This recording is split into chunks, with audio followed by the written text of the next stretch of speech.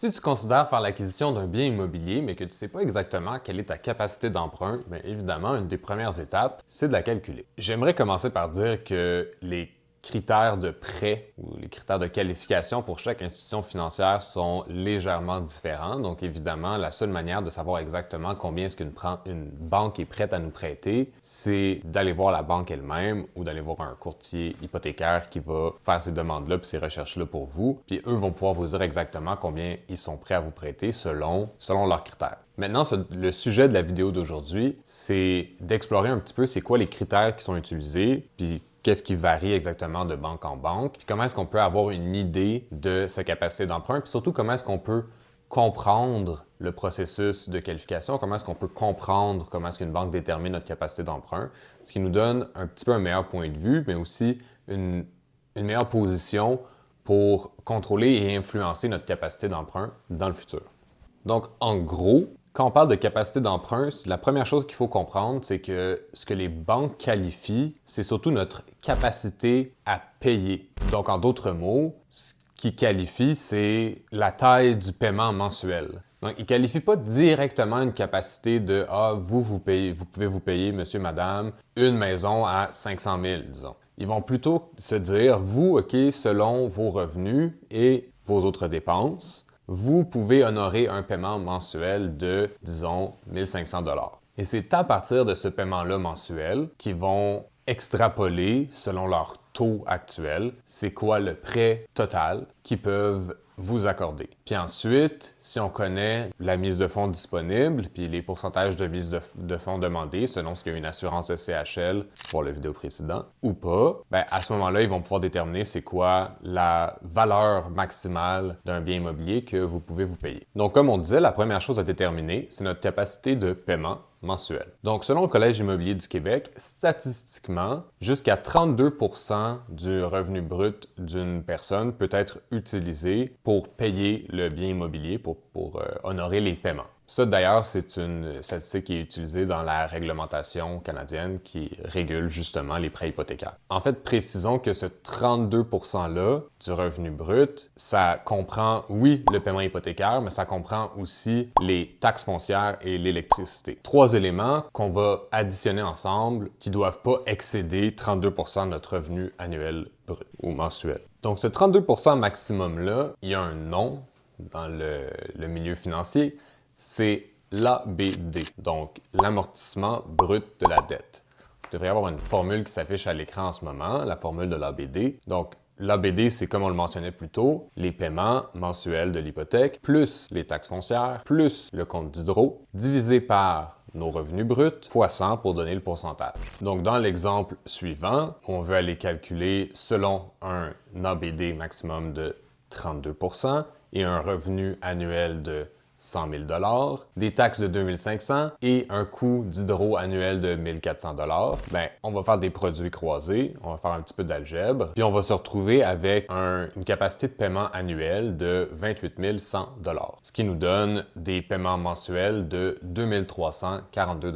Maintenant, il y a une deuxième formule qui est aussi utilisée en parallèle de celle-là, donc une formule complémentaire, disons, c'est celle qu'on appelle l'ATD, l'amortissement total de la dette. Donc, comme son nom l'indique, un amortissement total, ça veut dire que on va additionner au paiement mensuel les paiements minimaux d'autres dettes qu'on aurait. Selon les mêmes études statistiques, on peut aller jusqu'à 40% du revenu brut d'un particulier qui peut être utilisé pour l'amortissement total de la dette. Donc voilà à l'écran qui s'affiche la formule de l'amortissement total de la dette, l'ATD. Comme vous pouvez le voir, c'est la même formule que l'ABD avec un élément de plus ici en lettres grasses, qui est l'élément autre dette. Donc, dans autres dettes, il y a plusieurs éléments possibles, dont les plus classiques sont les cartes de crédit, les prêts personnels, les marges de crédit ou les prêts automobiles. Pour les prêts automobiles, c'est assez simple, évidemment. On prend tout simplement le paiement mensuel. Pour les autres dettes qui n'ont pas de paiement fixe nécessairement, on prend tout simplement le paiement minimum, généralement à peu près 3% du solde. Et ce, même si on a l'intention de rembourser notre prêt plus vite. C'est pas une question d'avoir le scénario exact, le scénario qui va se passer dans la réalité. Si vous voulez voulez rembourser une dette plus vite que prévu puis que vous avez les moyens, libre à vous, mais la banque veut connaître votre capacité. Donc voilà, dans un scénario où on aurait d'autres dettes qui totalisent annuellement 3000 $ de paiement, ben alors on fait la même algèbre, disons, les mêmes calculs que pour l'ABD, puis on se retrouve des paiements maximum annuels de 33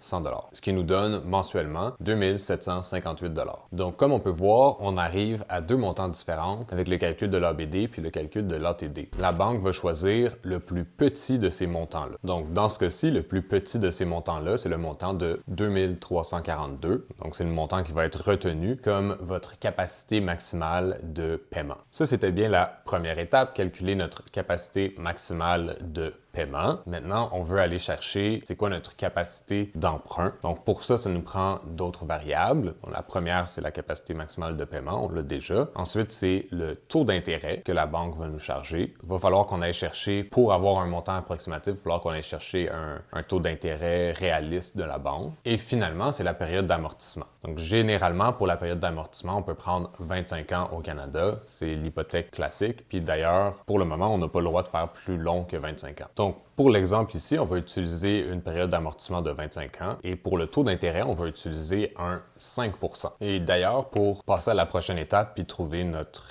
capacité d'emprunt, ça nous prend une calculatrice financière. Donc, ça peut être une calculatrice comme celle-ci, ici de Texas Instrument, la BA2+, ou ça peut tout simplement être un site web qui offre ce service-là. Comme je vais vous en faire l'exemple ici, un site qui s'appelle calculator.net. Donc, allons-y. On peut aller sur calculator.net, /finance-calculator.html. Le lien va être dans la description en bas. Une fois qu'on entre sur le site calculator.com, Finance Calculator, ça nous amène à cette fenêtre-ci avec les variables pour notre calcul. La première étape, la toute première étape, ça va être de venir ici en haut puis de sélectionner c'est quoi la valeur, la variable qu'on recherche. Donc ici, c'est PV pour Present Value, qui dans le fond, c'est pour vous épargner des explications trop profondes, là, mais c'est la valeur initiale du prêt qu'on cherche. Donc, PV, Present Value. Ensuite, dans la première variable, la variable N, ça c'est le nombre de périodes qu'on va calculer. Il va falloir mettre le chiffre 300 parce qu'on le fait sur 25 ans. 25 ans fois 12 mois, ça nous donne 300 paiements, donc N égale 300. On avait dit qu'on utilisait un pourcentage d'intérêt de 5 %. Nos paiements qu'on a dit, c'est le chiffre qu'on a trouvé plus tôt. Donc, nos paiements maximum étaient de 2342. Donc, c'est normal que ce chiffre-là soit négatif, dans le fond, parce que comme c'est un paiement, ben, il est soustrait notre prêt initial. Et FV, c'est Future Value ou Final Value. Ça va vouloir dire c'est quoi la valeur de notre prêt après 25 ans. Donc, ici, on peut mettre 0 parce qu'après 25 ans, notre prêt il est complètement remboursé.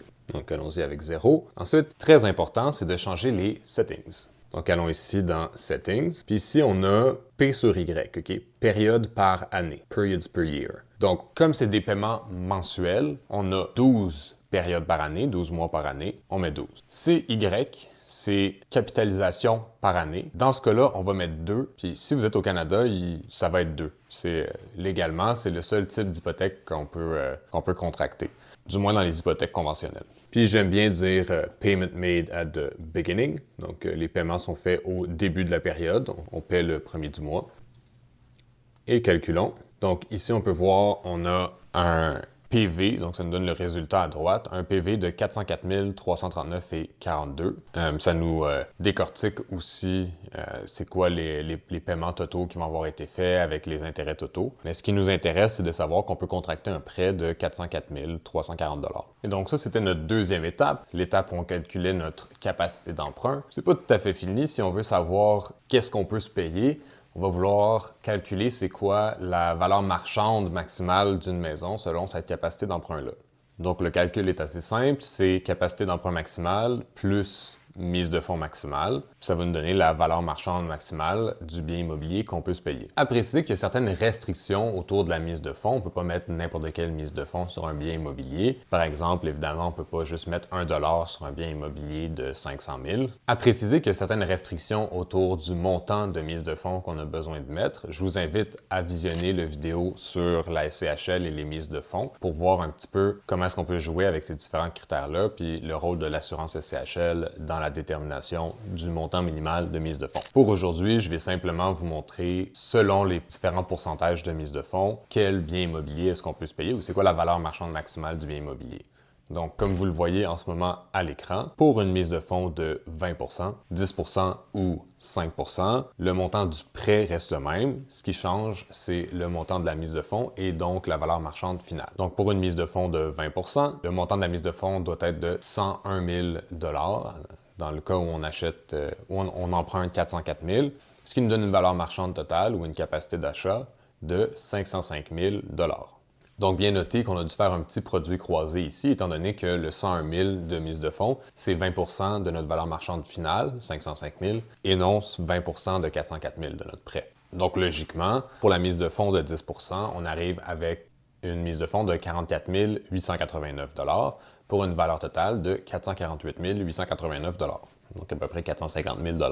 Pour la mise de fonds de 5%, ça fait 21 263 et une valeur totale de 425 263. Et voilà, on est arrivé à destination. On a réussi à calculer non seulement notre capacité d'emprunt, mais notre capacité d'achat maximale. Ceci étant dit, ça c'est une première étape pour avoir une idée de là où est-ce qu'on peut aller puis commencer à prévoir des projets. Ceci étant dit, il est essentiel d'aller voir des professionnels du financement qui vont pouvoir vous donner un chiffre beaucoup plus précis et des scénarios beaucoup plus précis aussi. Parce que déjà, comme on a pu le voir avec différents scénarios de mise de fonds différentes, pour arriver à une réalité, pour arriver à un plan de match réalisable, il faut absolument avoir tous les éléments en main, dont les éléments que seulement les prêteurs eux-mêmes ont. Donc voilà, j'espère que vous avez appris encore aujourd'hui et je vous dis à la semaine prochaine.